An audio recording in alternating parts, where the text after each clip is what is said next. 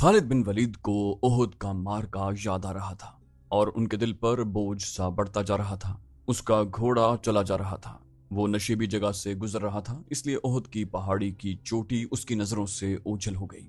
اسے اپنے قبیلے کی عورتیں یاد آئیں جو قریش اور ان کے اتحادی قبائل کو جوش دلا رہی تھیں۔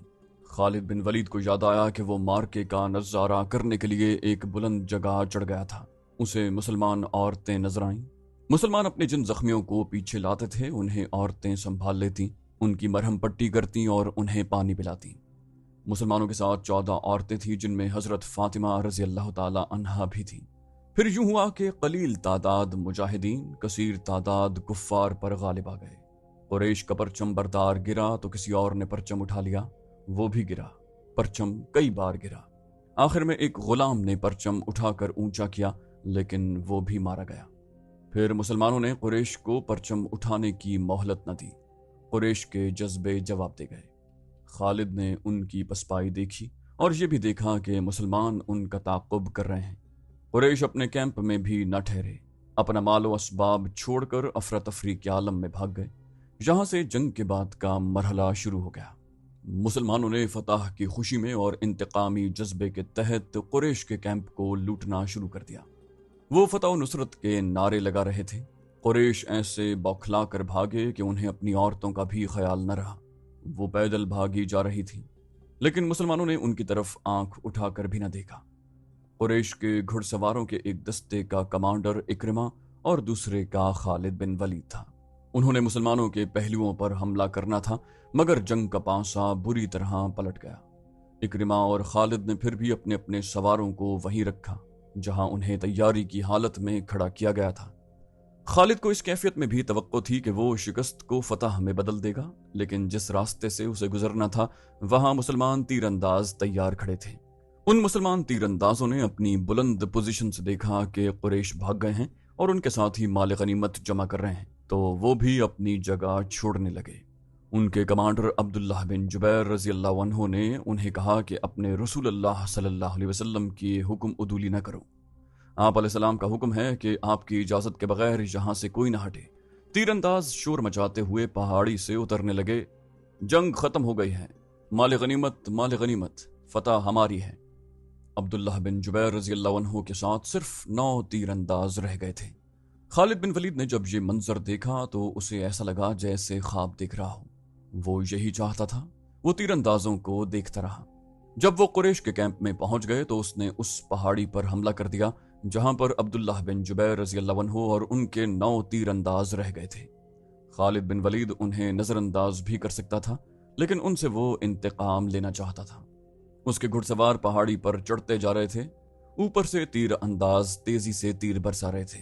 اکرمہ نے خالد کو پہاڑی پر حملہ کرتے دیکھا تو وہ بھی اپنے سوار دستے کو وہیں لے گیا اور اس کے گھوڑے ہر طرف سے اوپر چڑھنے لگے۔ سواروں کے پاس بھی تیر کمانیں تھیں، وہ اوپر کو تیر چلا رہے تھے، لیکن اتنے گھڑ سواروں کو روکنا اوپر والوں کے لیے ممکن نہ تھا۔ سوار اوپر چلے گئے، تیر انداز دست بدست لڑائی بھی لڑے اور سب زخمی ہو کر گرے۔ خالد نے زخمیوں کو پہاڑی سے نیچے پھینک دیا۔ عبداللہ بن جبیر بھی شہید ہو گئے۔ وہاں سے خالد اور اکرمہ نے اپنے گھڑ سواروں کو اتارا اور اس مقام پر آ گئے جہاں سے مسلمانوں نے لڑائی کی ابتدا کی تھی۔ خالد بن ولید کے حکم پر دونوں نے مل کر مسلمانوں پر حملہ کر دیا۔ مسلمان لڑنے کی حالت میں نہیں تھے لیکن رسول کریم صلی اللہ علیہ وسلم نے مجاہدین کی کچھ تعداد کو اپنے ساتھ رکھا ہوا تھا۔ یہ مجاہدین گھڑ سواروں کے مقابلے میں ڈٹ گئے۔ قریش کے ساتھ جو عورتیں آئی تھیں وہ بھاگ گئیں، لیکن امرہ نام کی ایک عورت وہیں کہیں چھپ گئی تھی۔ اس نے جب قریش کے گھڑ سواروں کو مسلمانوں پر حملہ کرتے دیکھا تو اسے قریش کا پرچم زمین پر پڑا نظر آ گیا۔ اس عورت نے پرچم اٹھا کر اوپر کر دیا۔ ابو سفیان نے اپنے بھاگتے ہوئے پیادوں پر قابو پا لیا تھا۔ اس نے ادھر دیکھا تو اسے پرچم لہراتا ہوا نظر آ گیا۔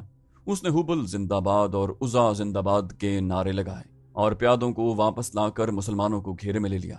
خالد بن ولید کو وہ وقت یاد آ رہا تھا، وہ رسول کریم صلی اللہ علیہ وسلم کو ڈھونڈ رہا تھا اور آج 4 برس کے بعد وہ مدینے جا رہا تھا۔ اس کے ذہن پر رسول کریم صلی اللہ علیہ وسلم کا غلبہ تھا۔ احد کی پہاڑی افق سے ابھرتی آ رہی تھی اور خالد کا گھوڑا خرامہ خرامہ چلا جا رہا تھا۔ خالد بن ولید کی ذہنی کیفیت کچھ ایسی ہوتی جا رہی تھی जैसे उसे आगे जाने की कोई जल्दी ना हो, और कभी वो लगाम को यूं झटका देता जैसे उसे बहुत जल्दी पहुंचना हो। लेकिन जिस मंजिल को वो जा रहा था वो मंजिल अभी उस पर पूरी तरह वाज़ेह नहीं हुई थी। कभी उसे यूं लगता जैसे एक मकनातीसी कुव्वत है जो उसे आगे ही आगे खींच रही है, और कभी वो महसूस करता जैसे उसके अंदर से उठती हुई एक कुव्वत उसे पीछे धकेल रही है। उसे एक आवाज़ सुनाई देती, खालिद, जो उसके अंदर से उठती थी, लेकिन उसे हकीकी समझकर उसने घोड़े की बाग खींची और आगे पीछे देखा। वहां रेत के सिवा कुछ भी न था, लेकिन आवाज़ आ रही थी, खालिद, क्या ये सच है जो मैंने सुना है? खालिद बिन वलीद ने उस आवाज़ को पहचान लिया। ये उसके साथ ही इक्रिमा की आवाज़ थी। एक ही रोज़ पहले उसे इक्रिमा कह रहा था, अगर तुम ये सोच रहे हो कि मोहम्मद खुदा का भेजा हुआ नबी है तो ये ख्याल दिल से निकाल दो। मोहम्मद हमारे बहुत से रिश्तेदारों का कातिल है। अपने कबीले को देख लो जो सूरज गुरूब होने से पहले मोहम्मद को कत्ल करने की कसम खाए हुए है, सल्लल्लाहु अलैहि वसल्लम। खालिद ने लगाम को हल्का सा झटका दिया और घोड़ा चल पड़ा। उसका जहन फिर 4 बरस पीछे चला गया, जब वो ओहद के मार्के में रसूल करीम सल्लल्लाहु अलैहि वसल्लम को ढूंढ रहा था। वो कुरैश की उस कसम को पूरा करने का अज़्म लिए हुए था कि रसूलुल्लाह सल्लल्लाहु अलैहि वसल्लम को सूरज गुरूब होने से पहले पहले कत्ल करना है। उसे याद आ रहा था कि मुसलमानों के तीरंदाजों ने जब पहाड़ी छोड़ दी थी तो उसने उस पहाड़ी पर हमला करके अब्दुल्लाह बिन जुबैर रज़ी अल्लाह अन्हु और उनके 9 तीरंदाजों को, जो रसूलुल्लाह सल्लल्लाहु अलैहि वसल्लम के हुक्म की पैरवी करते हुए वहां रह गए थे, ख़त्म किया था। मुसलमानों के हाथों से भागे हुए कुरैश फिर वापस आ गए थे और उन्होंने अपने आप को मुनज़्ज़म कर लिया था। मुसलमान ये मार्का हार चुके थे और ये अपने रसूलुल्लाह सल्लल्लाहु अलैहि वसल्लम की हुक्म उदूली का नतीजा था। खालिद बिन वलीद और अबू जहल का बेटा इक्रिमा फन हर्ब व ज़र्ब के माहिर थे। उनके लिए एक एक मुसलमान को कत्ल करना अब मुश्किल नहीं रहा था। खालिद बिन वलीद देख रहा था कि मुसलमान 2 हिस्सों में बट गए थे। बड़ा हिस्सा अलग था जो अपने कमांडर रसूल करीम सल्लल्लाहु अलैहि वसल्लम से कट गया था। चंद एक तीरंदाज रसूलुल्लाह सल्लल्लाहु अलैहि वसल्लम के साथ थे।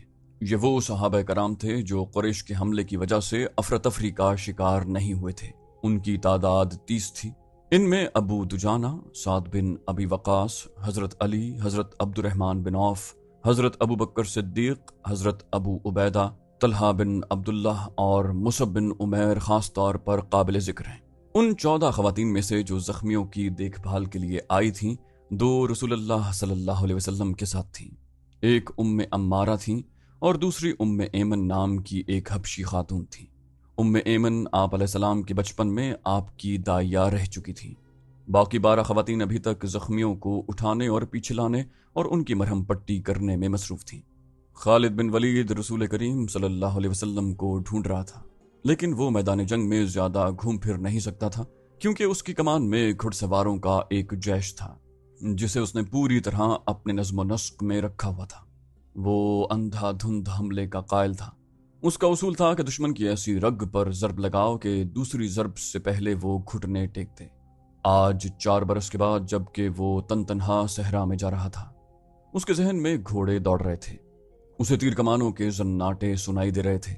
उसके जहन में मुसलमानों के नारे गूंज रहे थे। उसका ख्याल था कि मुसलमान ये जाहिर करने के लिए नारे लगा रहे हैं कि उन्हें मौत का कोई डर नहीं। तंज और नफरत से अब भी उसके होंठों पर मुस्कुराहट आ गई। उसने इरादा कर लिया था कि वो ज़्यादा से ज़्यादा मुसलमानों को कत्ल करेगा, कैदी कम ही बनाएगा। उसे अभी पता नहीं चल रहा था कि रसूल करीम सल्लल्लाहु अलैहि वसल्लम कहाँ हैं।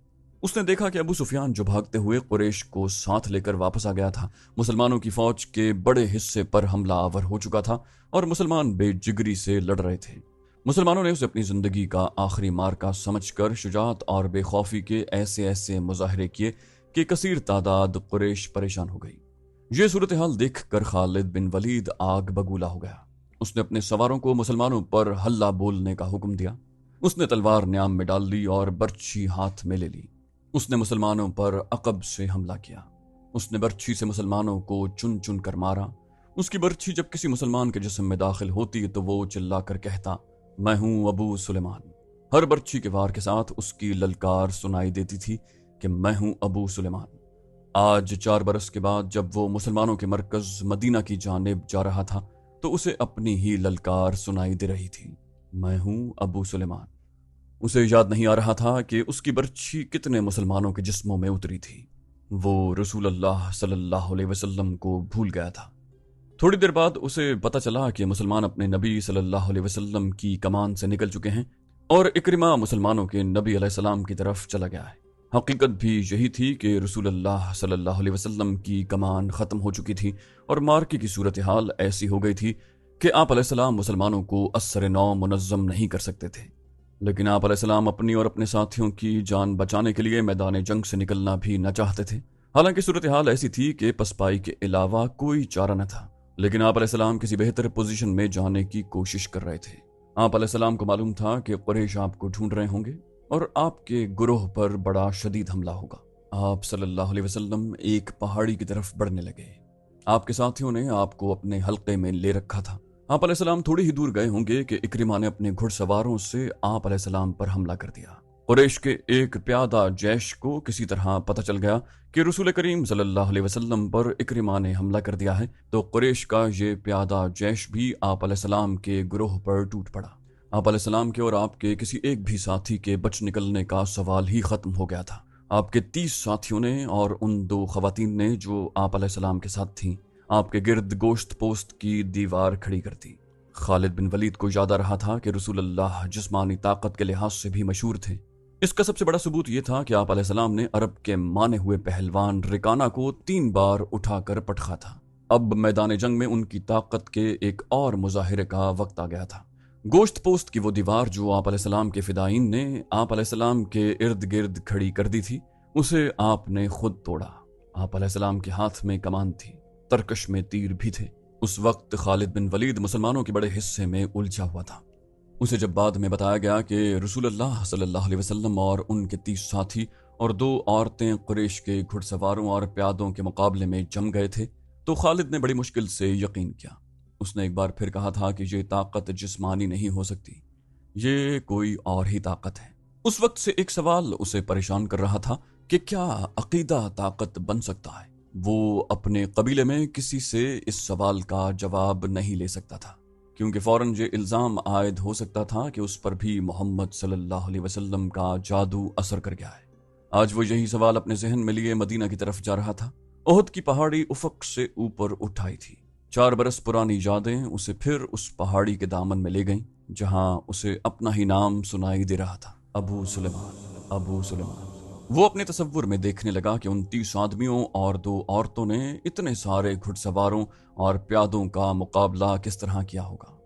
रसूल करीम सल्लल्लाहु अलैहि वसल्लम अपने दस्ते मुबारक से तीर बरसा रहे थे। आप अलैहिस्सलाम के साथ ही बढ़ चढ़कर आपको अपने हल्के में ले लेते। एक मौरिख मुगाजी की तहरीर के मुताबिक आप अलैहिस्सलाम अपने गिर्द हल्के को बार बार तोड़ते और जिधर से दुश्मन उनकी तरफ बढ़ता उस तरफ तीर चलाते। आप अलैहिस्सलाम की जिस्मानी ताकत आम इंसान के मुकाबले में कहीं ज्यादा थी। आप अलैहिस्सलाम कमान को इस कदर जोर से खींचते थे कि आप अलैहिस्सलाम का छोड़ा हुआ तीर जिस जिस्म में लगता था, तीर की नोक उस जिस्म के दूसरी तरफ निकल जाती। आप अलैहिस्सलाम ने इस कदर तीर चलाए थे कि एक तीर चलाने के लिए आप अलैहिस्सलाम ने कमान को खींचा तो कमान टूट गई। आप अलैहिस्सलाम ने अपने तरकश में बचे हुए तीर साद बिन अबी वक्कास रज़ी अल्लाह ताला अन्हु को दे दिए। साद बिन अबी वक्कास के निशाने का कोई भी मुकाबला नहीं कर सकता था। खुद आप अलैहिस्सलाम भी साद रज़ी अल्लाह अन्हु के निशाने को तस्लीम करते थे। उधर मुसलमान अबू सुफियान और खालिद के हाथों कट रहे थे और खून का आखिरी कतरा बह जाने तक मुकाबला कर रहे थे। इधर आप अलैहिस्सलाम के 30 फिदाइन और 2 खवातीन की बेजिगरी का ये आलम था जैसे उनके जिस्म नहीं उनकी रूहें लड़ रही हों। मशहूर मौरिख तबरी लिखता है कि एक एक मुसलमान ने बैक वक्त 4-4, 5-5 कुरैश का मुकाबला किया। उनका अंदाज ऐसा दहशतनाक था कि कुरैश पीछे हट जाते या उन पर हमला करने वाला अकेला मुसलमान जख्मों से चूर होकर गिर पड़ता। कुरैश ने जब रसूल करीम सल्लल्लाहु अलैहि वसल्लम के फिदाइन की शुजात का ये आलम देखा तो कुछ पीछे हटकर उन पर तीरों के साथ पत्थर भी बरसाने लगे। उसके साथ ही कुरैश के चंदे घुड़सवार सरपट घोड़े दौड़ाते आप अलैहिस्सलाम पर हमलावर हुए, लेकिन आप अलैहिस्सलाम के साथियों के तीर उनके जिस्मों में उतरकर उन्हें वापस चले जाने पर मजबूर कर देते। इस सूरत हाल से बचने के लिए कुरैश ने चारों तरफ से तीरों और पत्थरों का मेह बरसा दिया। खालिद बिन वलीद को इकरिमा ने बताया था कि अबू दुजाना मोहम्मद सल्लल्लाहु अलैहि वसल्लम के आगे जा खड़े हुए। उनकी पीठ दुश्मन की तरफ थी। अबू दुजाना बैक वक्त 2 काम कर रहे थे। एक ये कि वो अपने तीर साद बिन अबी वक्कास को देते जा रहे थे और साथ बड़ी तेजी से तीर बरसा रहे थे। उसके साथ ही अबू दुजाना मोहम्मद सल्लल्लाहु अलैहि वसल्लम को तीरों से बचाने की कोशिश कर रहे थे। तीरों और पत्थरों की बारिश में कोई न देख सका कि अबू दुजाना किस हाल में है। जब अबू दुजाना गिर पड़े तो उस वक्त देखा कि उनकी पीठ में इतने तीर उतर गए थे कि उनकी पीठ खारपुश्त की पीठ लगती थी। रसूल अकरम सल्लल्लाहु अलैहि वसल्लम को बचाने के लिए आप अलैहिस्सलाम के कई साथियों ने जान दे दी, लेकिन इकरिमा और उसके घुड़सवारों और प्यादों पर इतनी दहशत तारी हो चुकी थी कि वो पीछे हट गए। कुरैश थक भी गए थे। रसूल करीम सल्लल्लाहु अलैहि वसल्लम ने अपने साथियों का जायजा लिया। हर तरफ खून ही खून था, लेकिन जख्मियों को उठाने और मरहम पट्टी करने का मौका न मिला। दुश्मन एक और हल्ला बोलने के लिए पीछे हटा। रसूल अकरम सल्लल्लाहु अलैहि वसल्लम ने अपने साथियों से कहा, मुझे कुरैश के एक और आदमी का इंतजार है। आप अलैहिस्सलाम के एक सहाबी ने पूछा, कौन है वो या रसूल अल्लाह? क्या वो हमारी मदद को आ रहा है? आप अलैहिस्सलाम ने फरमाया, नहीं, वो मुझे कत्ल करने आएगा, उसे अब तक आ जाना चाहिए। सहाबी ने पूछा, लेकिन वो है कौन? आप अलैहिस्सलाम ने फरमाया, उबई बिन खलफ। उबई बिन खलफ रसूल करीम सल्लल्लाहु अलैहि वसल्लम के कट्टर मुखालिफिन में से था। वो मदीने का रहने वाला था। उसे जब पता चला कि रसूलुल्लाह सल्लल्लाहु अलैहि वसल्लम ने नबुव्वत का दावा किया है, तो एक रोज़ वो आप अलैहिस्सलाम के पास आया और उसने आप अलैहिस्सलाम का मजाक उड़ाया। आप अलैहिस्सलाम ने तहम्मुल और बुर्दबारी से उसे इस्लाम कबूल करने की दावत दी। उबई बिन खलफ ने गुस्ताखाना लहजे में कहा था, क्या तुम मुझे इतना कमज़ोर समझते हो कि मैं तुम्हारे इस बेबुनियाद अकीदे को कबूल कर लूँ? मेरी बात गौर से सुन लो मोहम्मद, किसी रोज़ मेरा घोड़ा देख लेना। इसे मैं उस वक्त के लिए मोटा ताज़ा कर रहा हूँ जब तुम कुरैश को फिर कभी जंग के लिए ललकारोगे। अब बदर के ख्वाब देखने छोड़ दो। मैं इसी घोड़े पर सवार हूँगा और तुम मुझे मैदान जंग में अपने सामने देखोगे, और मैं अपने देवताओं की कसम खाकर कहता हूँ कि तुम्हें अपने हाथों कत्ल करूँगा।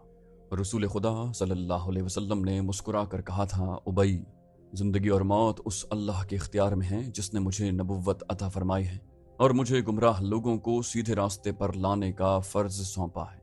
ऐसी बात मुंह से न निकालो जिसे मेरे अल्लाह के सिवा कोई भी पूरा न कर सके।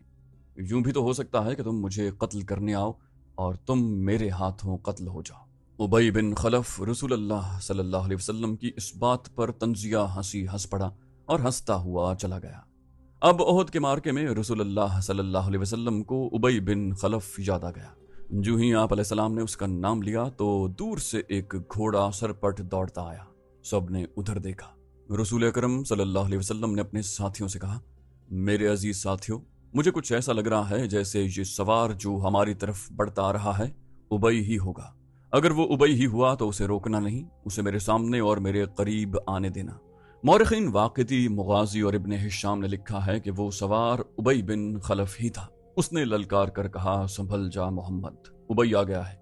ये देख, मैं उसी घोड़े पर सवार हूं जो तुम्हें दिखाया था। रसूलुल्लाह सल्लल्लाहु अलैहि वसल्लम के साथियों में से 3-4 ने आगे होकर कहा, हमें इजाजत दें कि इसे हम आपके करीब आने तक खत्म कर दें। रसूल अकरम सल्लल्लाहु अलैहि वसल्लम ने कहा, नहीं, इसे आने दो, मेरे करीब आने दो, इसे रास्ता दे दो। रसूल करीम सल्लल्लाहु अलैहि वसल्लम के सर पर जंजीरों वाली खौत थी।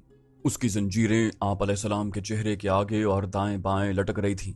आप अलैहिस्सलाम के हाथ में बर्छी थी और तलवार न्याम में थी। उबई का घोड़ा करीब आ गया था। रसूलुल्लाह सल्लल्लाहु अलैहि वसल्लम ने ललकार कर कहा, आगे आ जा उबई, मेरे सिवा तेरे साथ कोई नहीं लड़ेगा। उबई बिन खलफ ने अपना घोड़ा करीब लाकर रोका और तंजिया कह कहा लगाया। उसे शायद पूरा यकीन था कि वो आप अलैहिस्सलाम को कत्ल कर देगा। उसकी तलवार अभी न्याम में थी।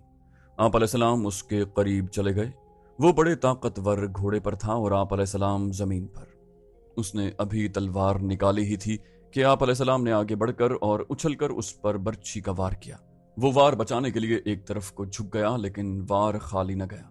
आप अलैहिस्सलाम की बर्छी की अन्नी उसके दाएं कंधे पर हंसली की हड्डी से नीचे लगी। वो घोड़े से गिर पड़ा और उसकी पसली टूट गई। मौरख लिखते हैं कि रसूल खुदा सल्लल्लाहु अलैहि वसल्लम का वार इतना कारी न था कि उबई जैसा कवी हैकल आदमी उठ न सकता। रसूल खुदा सल्लल्लाहु अलैहि वसल्लम उस पर दूसरा वार करने को दौड़े। वो घोड़े की दूसरी तरफ गिरा था। उस पर शायद दहशत तारी हो गई थी या आप अलैहिस्सलाम का वार उसके लिए गैर मुतवक्के था। वो उठा और अपना घोड़ा वहीं छोड़कर भाग गया। वो चिल्लाता जा रहा था, मोहम्मद ने मुझे कत्ल कर दिया है, ए अहले कुरैश, मोहम्मद ने मुझे कत्ल कर दिया है। कुरैश के कुछ आदमियों ने उसके जख्म देखे तो उसे तसल्ली दी कि उसे किसी ने कत्ल नहीं किया, जख्म बिल्कुल मामूली हैं। लेकिन उस पर न जाने कैसी कैफियत तारी हो गई थी कि उसकी जबान से यही अल्फाज निकलते थे, मैं जिंदा नहीं रहूंगा। मोहम्मद ने कहा था कि मैं उसके हाथों कत्ल हो जाऊंगा। मौरिख इब्न हिशाम ने यहाँ तक लिखा है कि उबई ने ये अल्फाज भी कहे थे, अगर मोहम्मद मुझ पर सिर्फ थूक देता तो भी मैं जिंदा न रह सकता। जब ओहद का मार्का खत्म हो गया तो उबई कुरैश के साथ मक्का रवाना हो गया। रास्ते में उन्होंने पड़ाव किया तो उबई मर गया।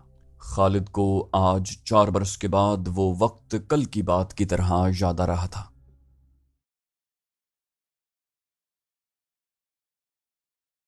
तो दोस्तों, ये थी हमारी आज की एपिसोड। उम्मीद करते हैं आपको हमारी एपिसोड पसंद आई होगी।